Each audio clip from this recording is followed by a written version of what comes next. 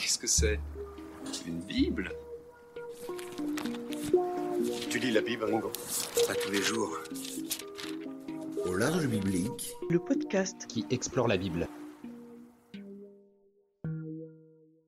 Bonjour à toutes et à tous sur Au large biblique, le podcast qui explore la Bible.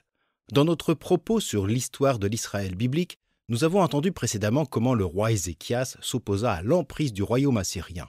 Il entreprit une grande réforme religieuse en faveur du culte de Yahvé et s'entendit avec l'Égypte et les roitelets environnants pour mener une fronde contre l'Assyrie à la mort de son roi Sargon II. Mais en 701, sa sédition se conclut par un véritable échec. Seule Jérusalem reste debout tandis que le pays est en ruine.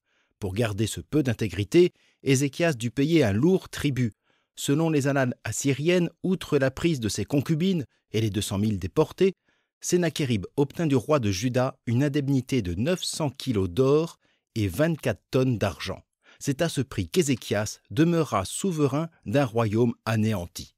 À sa mort, en 697, c'est son jeune fils de 12 ans qui lui succède. Tel père, tel fils? Eh bien non. Une fois encore, la Bible vient contredire ce dicton. Ézéchias, le roi yaviste, réformateur, avait succédé au syncrétiste Akaz, et ici, inversement, c'est ce fils d'Ézéchias qui sera qualifié de roi impie. C'est ce souverain appelé Manassé qui est le sujet principal de cet épisode.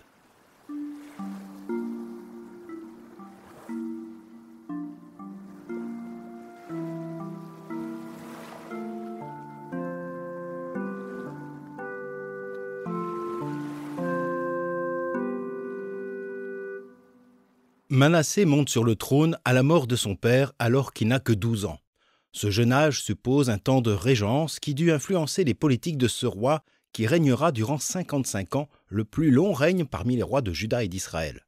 Manassé n'a pas bonne presse pour le rédacteur des livres des rois, et cela malgré un long règne qui semble plutôt tranquille au regard des annales assyriennes et des textes bibliques eux-mêmes. D'où lui vient cette réputation? Le second livre des rois n'est pas disert sur sa politique étrangère et préfère se concentrer sur sa contre-réforme religieuse, car avec Manassé, le culte de Yahvé n'est plus la priorité. Avant d'aller voir de plus près ces textes bibliques, il nous faut revenir au contexte. La réforme yaviste de son père Ézéchias allait de pair avec un sentiment national et nationaliste, avec ses velléités d'indépendance vis-à-vis de l'Assyrie. Alors qu'Akaz, son père, préférait se soumettre à Téglat-Phalazar III, Ézéchias défiait Sennachérib et mal lui en a pris, comme je l'ai souligné au début de cet épisode. Le royaume est exsangue. Voilà à quoi a mené la politique d'Ézéchias, y compris sa réforme religieuse qui fut très probablement impopulaire. À la mort du roi Ézéchias, il est fort probable que, parmi les princes, les généraux et autres notables de la cité, beaucoup veuillent reprendre en main ce royaume. La cour royale, et nous le verrons encore après la succession de Josias, est un lieu de tractation. Les courants politiques d'abord, religieux moindrement, s'affrontent. Après Ézéchias, c'est un petit bonhomme de 12 ans qui monte sur le trône de Jérusalem. Et il est fort probable que la régence mise en place, au vu de la situation dramatique, bouleverse radicalement les politiques précédentes. La Bible n'en fait nullement mention. Mais au regard des situations passées, racontées depuis David, on sait que les généraux sont influents, tout comme les frères du roi, mais aussi la mère du jeune roi. Ces reines ont exercé parfois une grande influence sur le royaume. La Bible donne l'exemple de Bethsabée, qui obtint de David, contre l'aîné Adonias, le choix de son fils Salomon pour la succession. Et l'on peut ajouter l'influence de Jézabel sur Akaz, en Samarie, et d'Athalie, qui s'assoit elle-même sur le trône de Jérusalem. Dans le livre des rois, à part 3 souverains, le nom de la mère est systématiquement cité. Il est fort probable que certaines eurent de l'influence durant le règne ou une régence. Mais nous n'avons rien de probant sinon pour certaines que j'ai citées plus haut. Tout cela pour dire que la cour de Jérusalem est un lieu où les partis, les coteries, cherchent à influer sur les décisions royales. Pour beaucoup, le bilan du règne d'Ézéchias, dramatique tant sur le plan religieux, politique et humain, nécessitait un changement radical. C'est dans ce contexte qu'il faut comprendre ce retour en arrière sous le règne du très jeune Manassé.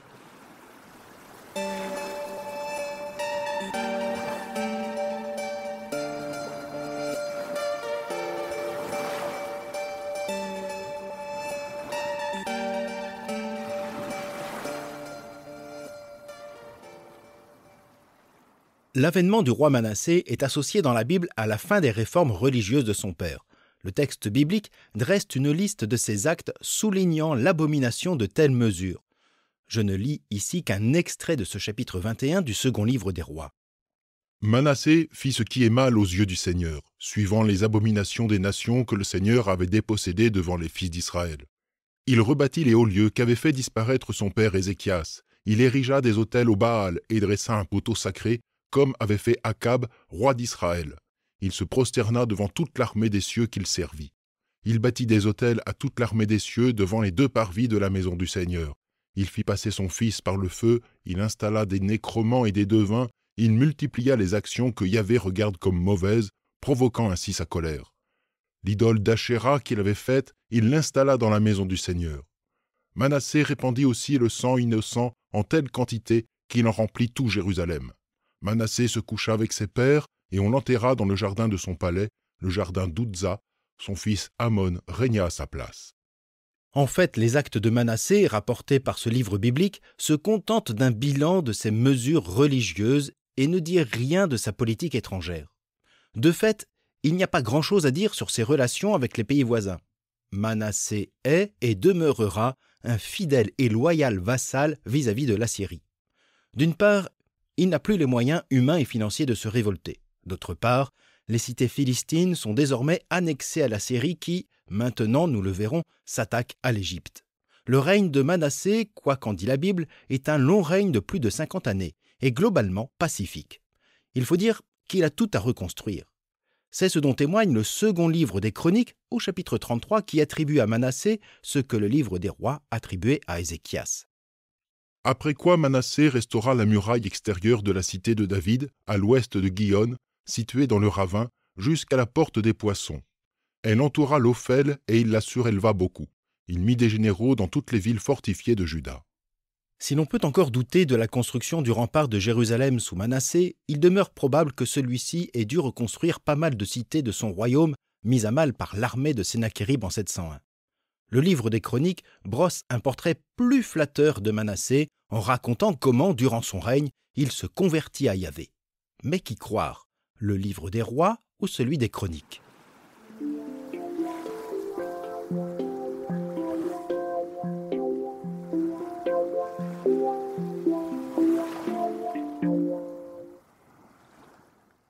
Le deuxième livre des Chroniques fait état de la conversion de Manassé au Dieu Yahvé qu'il avait méprisé. Le chapitre 33 de ce livre raconte ce récit. Yahvé fit venir contre Manassé et Jérusalem les chefs de l'armée du roi d'Assyrie. Ils capturèrent Manassé avec des harpons, l'attachèrent avec une double chaîne de bronze et l'emmenèrent à Babylone. Quand il fut dans la détresse, il apaisa la face de Yahvé son Dieu. Il s'humilia profondément devant le Dieu de ses pères. Il l'implora. Celui-ci se laissa fléchir, entendit sa supplication et le fit revenir à Jérusalem pour continuer son règne. Alors, Manassé reconnut que le Seigneur est Dieu.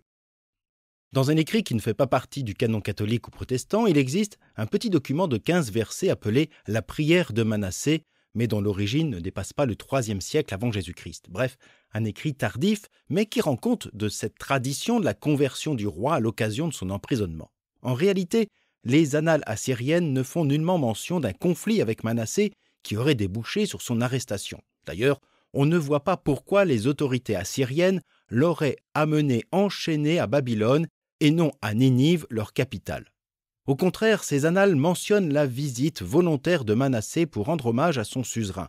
Pour beaucoup, le récit de la conversion de Manassé serait une relecture orientée de l'histoire. Il fallait expliquer la longévité du règne de ce roi soi-disant maudit, la longévité étant perçue comme une bénédiction divine. On ne pouvait expliquer ce long règne d'un roi méprisé sans faire intervenir le Seigneur Yahvé à un moment. Car en réalité, pour le rédacteur du livre des Rois, c'est même Manassé qui serait à l'origine de la ruine de Jérusalem et de l'exil à Babylone un siècle plus tard. Il n'est pas la cause directe, mais il est perçu comme celui qui a amené cette sanction divine sur son peuple. C'est ce que dit le livre des Rois au moment des défaites contre les Babyloniens au chapitre 24. Cela arriva à Juda uniquement à cause de la colère de Yahvé qui voulait l'écarter de devant sa face pour les péchés de Manassé, pour tout ce qu'avait fait celui-ci, et aussi pour le sang innocent qu'il avait répandu, inondant Jérusalem de sang innocent. Yahvé ne voulut pas pardonner. Pour le livre des Rois, Manassé demeure un roi impie jusqu'à sa mort, comme le confirme aussi le chapitre 15 du livre du prophète Jérémie, qui déclare à son propos, à la veille de la chute de Jérusalem, « Je dépêche contre Jérusalem 4 commandos, oracle du Seigneur, l'épée pour tuer, les chiens pour traîner, les oiseaux du ciel et les bêtes de la terre pour dévorer et liquider. Je ferai d'eux un exemple terrifiant pour tous les royaumes de la terre, à cause de Manassé, fils d'Ézéchias, roi de Juda, étant donné tout ce qu'il a fait dans Jérusalem. » On l'entend que ce soit pour Jérémie comme pour le rédacteur du livre des rois, le souvenir des actes de Manassé ne fait nullement mention d'une conversion même tardive. Au contraire, les auteurs lui attribuent les pires maux qui auraient déclenché la colère divine. Mais de quel mot, de quelle abomination Manassé serait-il coupable ?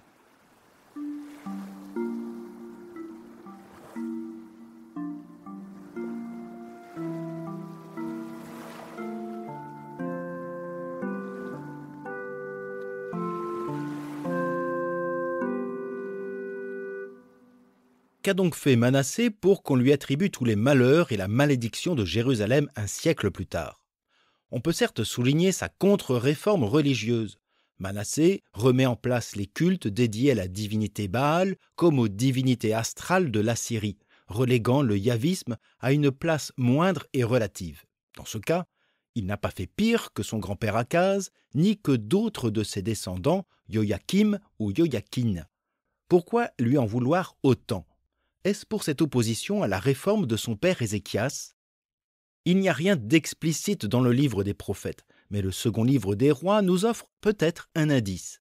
Car à un moment donné, au chapitre 21, face à l'idolâtrie de Manassé, le rédacteur fait intervenir les prophètes de Yahvé, qui annoncent ici aussi la future ruine de Jérusalem, comme le fut Samarie. Alors Yahvé parla ainsi par le ministère de ses serviteurs les prophètes. Parce que Manassé, roi de Juda, a commis ces abominations, qu'il a agi plus mal que tout ce qu'avaient fait avant lui les Amorites, et qu'il a entraîné Juda lui aussi à pécher avec ses idoles, ainsi parle Yahvé, Dieu d'Israël.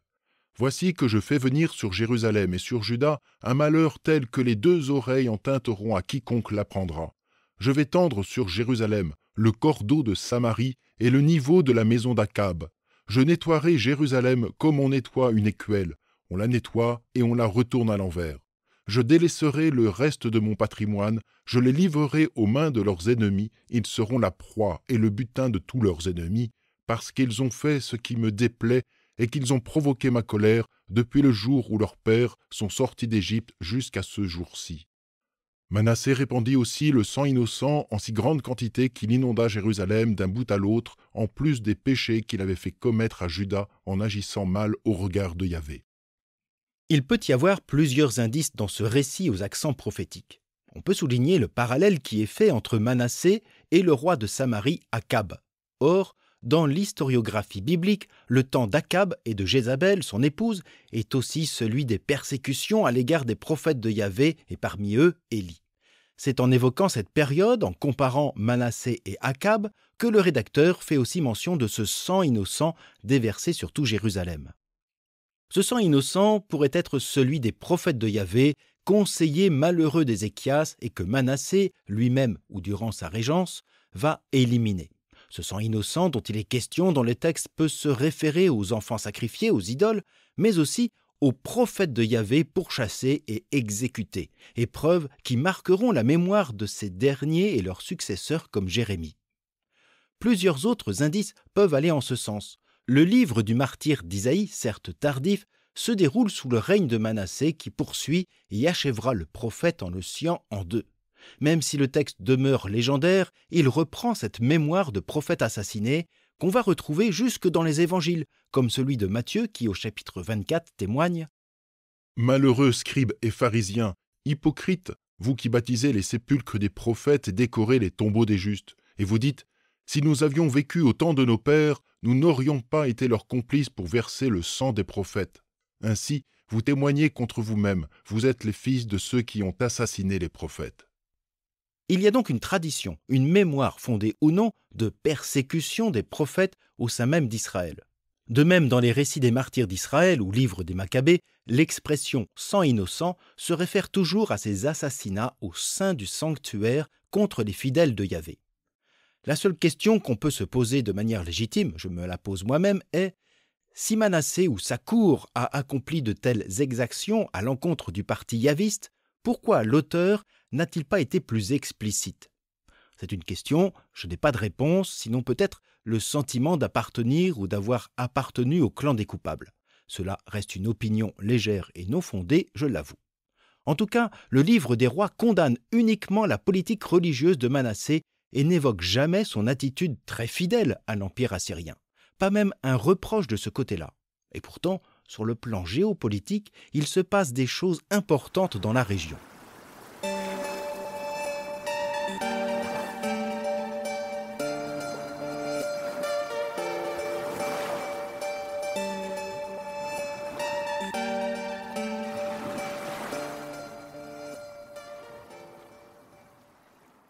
Sur le plan international, l'Assyrie prend davantage d'emprise. Avec la révolte d'Ézéchias en 701, Sennachérib bat l'armée du pharaon Shabaka à El-Teké, près d'Écron. Celui-ci préférera dès lors un traité de paix durable. Tant mieux pour Sennachérib, qui doit faire face à des révoltes dans le sud de son empire avec Babylone, qui s'est alliée aux tribus élamites. En 691, Sennachérib marche contre Babylone, qui, après un long siège, doit abandonner sa ville, laissant l'armée assyrienne massacrer les défenseurs de la cité et déporter comme esclaves le reste des habitants. La ville sera rasée. Sennachérib sera assassiné 10 ans plus tard par certains de ses fils qui contestaient le choix d'Assaradon comme successeur, lequel devra combattre ses frères durant des années avant d'asseoir son autorité.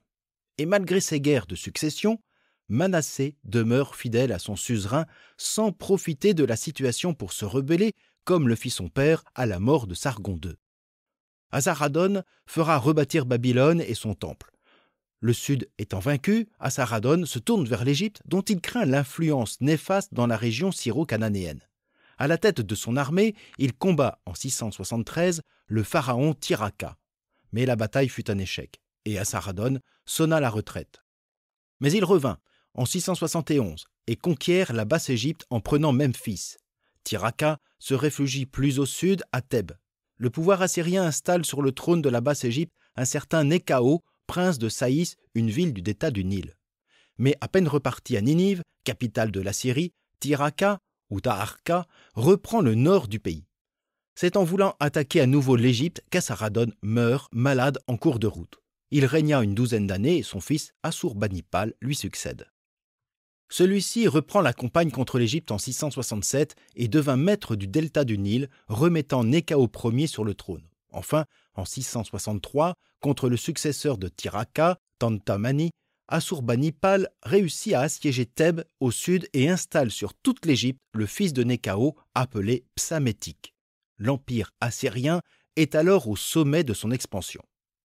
C'est à cette période que certains historiens datent l'installation d'une colonie juive sur l'île d'Éléphantine, à 170 km au sud de Thèbes. Manassé aurait ainsi soutenu Assurbanipal dans sa conquête de l'Égypte, et l'installation d'un poste allié judéen permettait de défendre les intérêts de la Syrie. On reparlera de cette colonie après l'exil de Babylone, puisqu'elle témoigne de la présence d'un sanctuaire dédié à Yahvé, comme à Jérusalem ou à Samarie.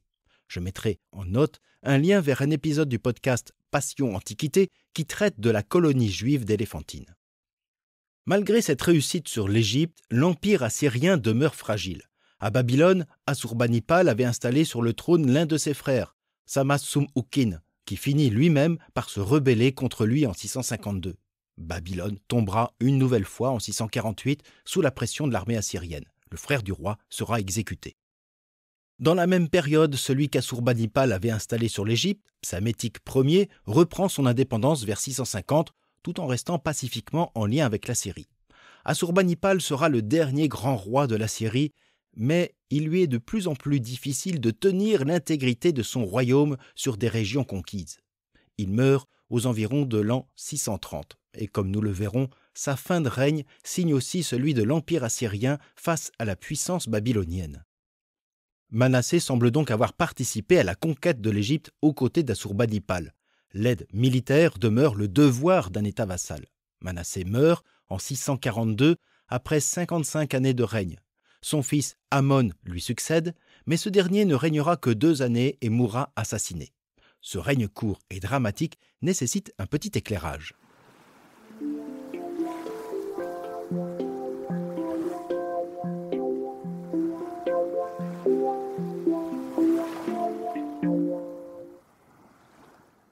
Comme on l'entend, si la Bible est peu diserte sur la politique étrangère de Manassé, elle l'est davantage sur le plan religieux. Il semble évident qu'aux yeux de Jérémie, comme du rédacteur des livres des rois, Manassé a écarté, voire méprisé le yavisme, le culte en ce Dieu d'Israël. Manassé, au dire de l'écrivain biblique, a laissé, voire promu le culte des divinités astrales de la Syrie comme celui de Baal, divinité cananéenne de la fertilité déjà présent depuis l'origine d'Israël. Et cela sans doute en oubliant, voire en humiliant, ou au pire en persécutant, mais cela reste une hypothèse, les prophètes de Yahvé. En définitive, son règne sur le plan politique fut des plus pacifiques et fut aussi profitable économiquement au royaume et au peuple. D'ailleurs, celui-ci va prendre la défense posthume de son fils et successeur Amon. Amon avait 22 ans lorsqu'il devint roi et il régna 2 ans à Jérusalem. Le nom de sa mère était Meshoulémet, fille d'Arout de Yodva. Il fit ce qui est mal aux yeux de Yahvé comme Manassé son père. Il suivit exactement le chemin que son père avait suivi. Il servit les idoles que son père avait servies et se prosterna devant elles. Il abandonna Yahvé, le Dieu de ses pères, et ne suivait pas le chemin de Yahvé. Les serviteurs d'Amon conspirèrent contre le roi. Ils le tuèrent dans sa maison. Mais la population du pays frappa tous ceux qui avaient conspiré contre le roi Amon, et elle établit roi à sa place son fils Josias. Le reste des actes d'Amon, ce qu'il a fait, cela n'est-il pas écrit dans le livre des annales des rois de Juda? On l'ensevelit dans sa tombe, dans le jardin d'Ouzza. Son fils Josias régna à sa place. Le règne d'Amon est court. Sa fin dramatique est symptomatique des conflits et conspirations qui appartiennent au monde de la cour royale. Le texte ne dit rien des motifs de son assassinat ni de l'identité des comploteurs. Le rédacteur du second livre des rois situe Amon dans la lignée politique et religieuse de son père. Il est donc plus probable que ces assassins appartiennent à un courant anti-assyrien et peut-être yaviste, mais ce serait trop s'avancer. Ce qu'on remarque dans ce texte, c'est l'attitude des gens de Jérusalem qui demeurent fidèles à Amon et à la lignée davidique. Sans doute aussi craint-elle la réaction de l'Assyrie si un autre roi venait à avoir quelques velléités d'indépendance. Le contexte lui serait d'ailleurs favorable puisque l'Égypte, de Psamétique Ier, s'est séparée du joug assyrien, mais sans remettre en cause, semble-t-il, son autorité sur le reste de la région. Psamétique ne combat pas l'Assyrie, mais revoit son contrat de vassalité. Avec Manassé puis son fils Amon, Jérusalem est quant à elle restée fidèle à l'Assyrie. En sera-t-il de même avec le successeur Josias? Eh bien non. C'est ce que nous verrons avec notre prochain épisode qui voit ce roi qualifié d'exemplaire par l'auteur et qui arrive sur le trône alors qu'il n'a que 8 ans, d'après ce que nous rapporte le chapitre 22 du second livre des rois. Josias avait 8 ans lorsqu'il devint roi et il régna 31 ans à Jérusalem. Le nom de sa mère était Yédida, de Botskat. Il fit ce qui est droit aux yeux de Yahvé et suivit exactement le chemin de David son père, sans s'écarter ni à droite ni à gauche. Sans trop divulgacher, une fois adulte, Josias va bénéficier d'un contexte international favorable et entreprendre, entre autres, une réforme religieuse pro-yaviste, encore plus radicale que celle de son arrière-grand-père Ézéchias. Mais cela lui réussira-t-il mieux qu'à ce dernier? C'est ce que nous verrons. Merci d'avoir été à l'écoute de cet épisode que vous pouvez soutenir sur les réseaux sociaux, Twitter, Instagram, Facebook ou Mastodon, en le repartageant ou par un simple petit coup de cœur, une manière de promouvoir ce podcast dans la nébuleuse audio. Et si ce n'est pas encore fait, abonnez-vous à l'un de ces comptes et sur votre application de podcast, tout est en note de l'épisode et sur le site aularge.eu. Je vous souhaite une bonne journée, une agréable soirée et je vous dis à bientôt sur Au Large Biblique.